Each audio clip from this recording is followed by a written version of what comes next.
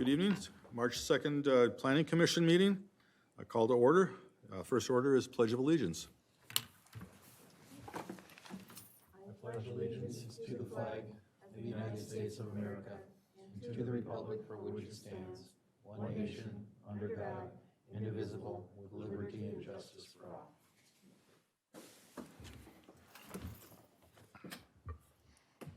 Luke, if you do the roll call. Yes, Pearson. Here. Willenbring. Here. Stolarski. Diata is absent. McCauley. Here. Campbell. Present. Next order of business is the approval of the minutes. Does anyone have any comments on the minutes that need updating or correction? Hearing none, I guess I'll take a motion to approve as presented. So moved. Second. All those in favor? Aye. Any opposed? The next item is a new business on the Planning Commission review, the public hearing for Baxter's Playhouse LLC, Central Park, interim use permit renewal. Luke? Thank you. Yes, and I have an image here on the screen for this interim use permit request. The location of the site is on the east side of Hadley Avenue, so it's next to the Menards and the Oakdale Rental Center. So the purpose for this request is to renew the permit for the outdoor dog play area known as Baxter's Playhouse, which is part of the Central Park business. Zoning for the site is C2, that's our community commercial zoning district. A little bit of history on the site. The conditional use permit for the kennel as well as the initial interim use permit for the outdoor dog run area was approved in February of last year. The business, however, did not open up until January 27 of this year. So if this renewal is approved, the permit will be tied to the business and not to the land. So that's just a unique feature about IUPs. So here's a closer look at the business. On the south side of the building is the outdoor dog run area. The area is enclosed by an 8-foot fence. There is an antimicrobial turf in the play area, which is designed for the dogs. The facility follows the U.S. EPA recommendations for waste disposal. And as part of the initial IUP, the applicant removes some curb and asphalt to increase the amount of grass on the property, and that helps with runoff of the site. Staff finds that the renewal request complies with the IUP review criteria of the city's ordinance as detailed in the staff report on file. So in closing here, staff recommends approval of the IUP for a 2-year period, so to be valid through March 28, 2025. So that's 2 years from the date that the city council would approve it. And it would be subject to conditions listed in the resolution. I'll just go through those really quick. So first one is that the outdoor area must be cleaned up daily. Next, barking and howling dogs must be returned indoors immediately. Dogs that are outdoors must be supervised at all times. No more than 4 play areas with up to 12 dogs each and 1 handler per outdoor play area. And dogs are only allowed in the outdoor play areas from 6:30 a.m. to 9 p.m. And those conditions were, you would find those in the original IUP. As a reminder, this is a public hearing. The applicant is here in attendance. Otherwise, I'd be happy to answer any questions. Thank you.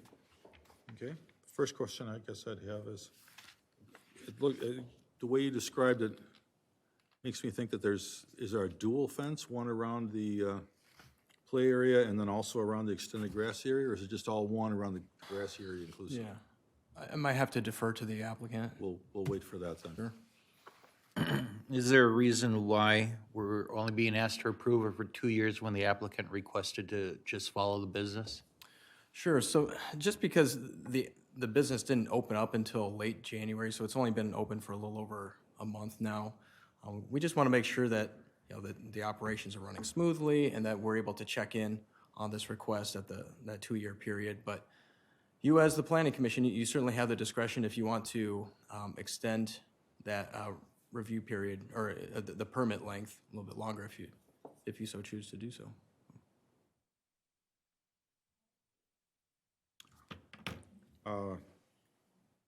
At this point, Have her come up first, or public hearing opening? I can't remember which goes first. Open the public hearing. Okay, at this point, I open the public hearing. Anyone in the audience who wishes to speak, please come forward. I just wanted to make a correction that we actually opened on October 17th of 2022. So we've been open for about 4 months. We had our grand opening on January 28th, but we were open before that. So just wanted to clarify. That's all, really. Oh, and the fencing, we have 4 separate areas within the perimeter fencing. Okay. So there's fencing within. I think his question was, is the grass area that you added fenced in also, or just the play area? No, the extension of the grassy area coming down into the parking lot, that's not fenced in. So you by leash take the dogs out there? Is that the way? No, they're within the fenced-in area where we put drain tile and then it's like a canine turf over it, so Okay, it's so this is artificial just for turf. external drainage outside. Yes, it was in order to like trap the runoff, and so it filters through the ground rather than into a storm drain, I guess. So. Any other questions for the applicant? And since it is a public hearing, I have to ask, is there any others in the audience who wish to comment? Or any other in the audience that wish to comment? Seeing none, close the public hearing. Come back to the panel, and is there any questions or comments from anybody else? I guess where my head is at and where I'm thinking right now is, I think the initial 1-year period for the IUP is to allow them to operate, allow them to see how this works, if there's complaints, if there's any issues, and then give us an opportunity to say, hey, we need to adjust something. Because they didn't open until October 17th, we've effectively, they've been operating for 4 months. Is 2 years the appropriate amount of time, or do we want to see this again in a year? I presume we haven't had any complaints in the 4 months that it's been operating. Yep. So I checked with our code enforcement, and we have not had any complaints about this use. And I'm sorry, I know we closed the public hearing, but you bring the dogs out every day, right? It's not like it's winter and we just keep them inside the whole time, obviously, unless it's really cold, but. Yeah, they go out every day. They don't stay out there. Like in the summer, they might be out there for longer periods of time, on nice days outside most of the time. I guess that's my only concern with 2 years, is we haven't kind of gone through a full year cycle to see what the summer looks like, and That would be the reason not to extend beyond the 2 years, as Luke had suggested, being possible. So 2 years is probably a reasonable time at this point. my point, though, is that if I'm the neighbors and the dogs are outside longer periods in the summer, 2 years might be too long, because now I've got to deal with this for 2 years before we do anything to correct it. But I suppose in that case, Luke, if there's still code issues, it violates the IUP, and we're going to see them back here anyways. Or there's some enforcement mechanism. Right, and if needed be, we can bring the request back to the city council for reconsideration if there's ongoing complaints, things of that nature.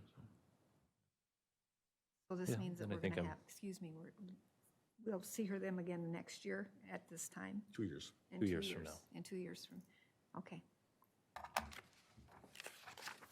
And just a point of fact, between their building and the nearest residential area is the railroad tracks.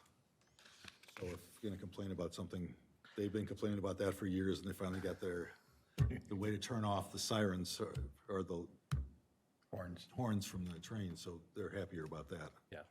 Well, trust me, I know about sound. I'm dealing with a project in California where I've got loud sound and I'm 50 feet from the neighbors, and Yeah. I'm hearing about it, so. Any other comments, questions?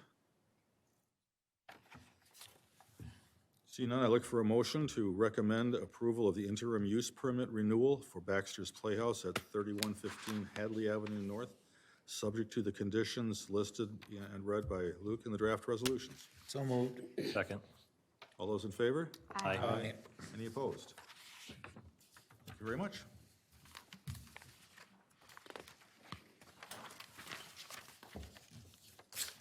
Next item of business is the planned unit development ordinance amendment.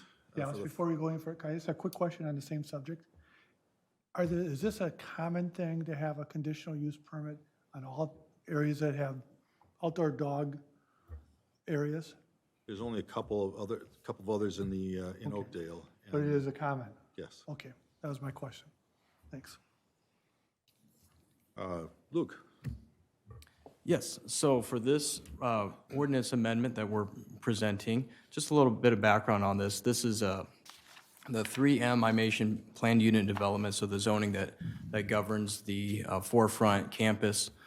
In response to the city council's concerns about a proposed car wash at the commercial site at the forefront campus, I'm sure that you all remember that. City staff has prepared an ordinance amendment to the PUD, and the city's ordinance, just more generally speaking about the purpose of PUDs and what they do. So the city's ordinance says that they are intended to promote aesthetically pleasing and desirable development that is in harmony with the surrounding area. So as such, staff is recommending that the 3M IMation PUD prohibit car washes on the commercial site, which I'll show in just a moment. And also recall that the city adopted an ordinance amendments in late 2022 that defines licenses and permits brew pubs, brewery tap rooms, and micro distilleries in the C2, the community, commercial, and IO industrial office zoning districts.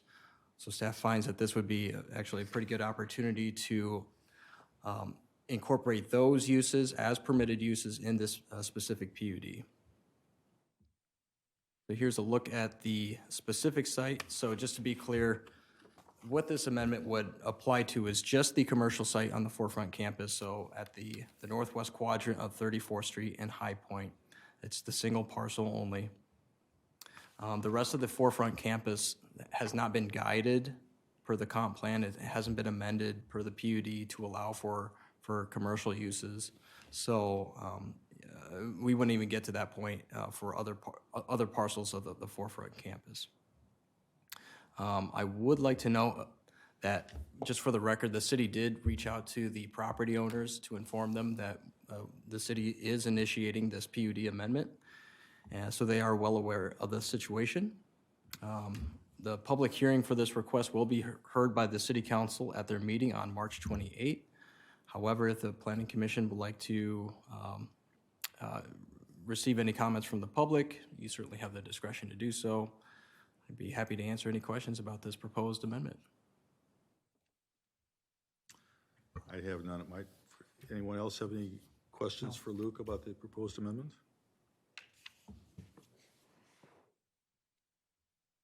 Okay. Seeing none then, I guess I'll go to the motion to recommend approval of an ordinance to amend the 3M IMation Planned Unit Development to prohibit car washes and allow brew pubs, brewery tap rooms, micro distilleries as permitted uses on the Lot 4, Block 1, Oakdale Farm, 3rd Edition. So moved. Second. All those in favor? Aye. Any opposed? Motion passes. That concludes our new business. So at that point, we move on to other. Luke, the Shoreland Overlay Zoning District. Yes, thank you. So not much for updates there, but we do expect to get rolling on this ordinance pretty soon, the zoning, I should say. And we're going to be working with the DNR very closely on this one, but yeah, just stay tuned, I guess. Could you explain a little bit more what it's? Oh, what I'm it sorry. is? Okay, yes. So as a state requirement, the DNR requires that cities and other jurisdictions adopt a shoreland overlay zoning district. Essentially, it helps protect certain public water bodies. So Tanner's Lake is a really good example. We have two other water bodies that per the state regulations, should have additional protection, so it's Mud Lake and then Armstrong Lake as well. For whatever reason, Oakdale just needs to catch up a little bit with the state mandates and get some zoning in place for shoreline protection. Again, it's a state requirement, and it would also help us with future development. We have some development interest in Tanner's Lake and specifically, so we want to make sure that we're compliant with DNR requirements. I do have a question because it seems like they're doing some construction on Tanner's Lake on the side, on the 3M side. And is that why they're doing this, or is it just that is this more for the water conditions, or is this more, what is this actually, does this overlay zoning mean? What, I guess I don't understand what that means. Yeah, so I guess to your first part there, there's a temporary staging area for construction equipment. I believe it's related to the Gold Line. So it's not actually construction of, occurring on Tanner's Lake, but it's just a staging area. But the purpose behind the shoreland overlay zoning is just increase have like increased setbacks. So make sure that you're protecting the shoreline. You're not building too close to the shoreline. It's mainly that, and like addressing stormwater runoff from impervious surfaces, new development. So yeah, generally speaking, it's for the protection of the lakes. Any other questions on that item? I have a question. So with the DNR, what they call the model ordinance, Yes. which I'm sort of familiar with, there are two parts of it. There's a vegetation ordinance, and there's also a sort of a land disturbance ordinance. How far behind is Oakdale in sort of being in compliance with that? Sure.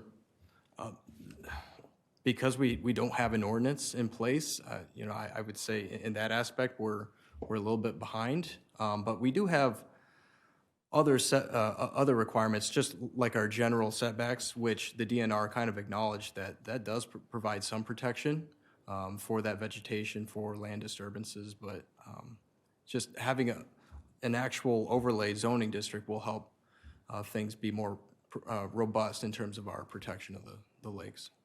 So by overlay, you mean that you're considering it kind of as two zoning districts, whatever the land basically is for zoning, and then since it's near a lake, we're calling another region a zoning district. Exactly, yep. It would provide increased protections or increased restrictions, if you want to consider it that way. So would this impact people that are living on a lake right now? If they want to rebuild, if they want to, or expand, I should say, then they would have to make sure that they're in conformance, that they're not increasing the nonconformity of the site. But if they're not within the conformities, because a lot of the houses are from the 50s. Right. And so they're a little closer than what the boundaries are at this point. They're grandfathered in, and then right at this point, they would be grandfathered in. Yes, yep. Okay. It's legally non-conforming. So, But as a follow-up, though, I believe there's a deadline by which all the municipalities should be sort of aligning their code with the new model ordinance, right? How far back is Oakdale for that? Years. Ideally, it should have been adopted years ago. I can't speak to the history of, why that didn't happen, but yeah, there is a date and time where the DNR required that cities adopt the zoning ordinance, but I don't remember off the top of my head what year that is. All right, no. Good, thank you. Okay, anything else? At that point, we'll go on to the update of Glenbrook Small Area Plan, please. Yes, so just a quick update there. draft alternates for the plan, so different scenarios that how this area could develop. That's where we're at right now, working with our consultant. So the next step is to present those draft alternates to the city council at their workshop meeting on March 14th. And then we're just getting into brainstorming ideas for future engagement opportunities for the area residents and business owners. I know there was some issues at the first engagement meetings with the neighborhood. Those been, have we reached everyone and been able to speak to them on only one issue? Yeah, so the city council kind of raised that concern as well, just how are we going to be more engaged with the residents? So we are brainstorming different ways to, meet these folks where they're at. So, not making them travel too far, or if we're able to host a meeting or two in the area, that's something that we're looking at right now. And again, just the fact I don't know what's happened since, but there was a delay in the business engagements where you had meetings set up and had to cancel, or have those been taking place for the businesses? Okay, yep, so good question. So this was a few months back, so we had a scheduled Zoom meeting or Teams meeting with different business owners. We had technical issues there, so what we did to remedy that is we met one-on-one with those business owners. In many cases, we went out to those businesses, met them at their offices, and discussed the plan and what their vision is for the area. Okay. That was just one of the main things I wanted to make sure had happened before we proceed on anything. Any other questions from anyone else? Seeing none, I guess we move on to the planning and development update. And just one update there, we do plan to have a planning commission meeting on April 6th. We have one application on file, probably another one, so yeah, plan on an April 6th meeting. That's it. And then for the city council update, Councilman Ingebrigtson informed me that he had nothing specific, but urges anyone to go to the website for the city and research what things are going on right now. At that point, is there anything else? Nope. I look for a move to adjourn. So moved. Second? All those in favor? Aye. All those opposed? We stand adjourned. Good night.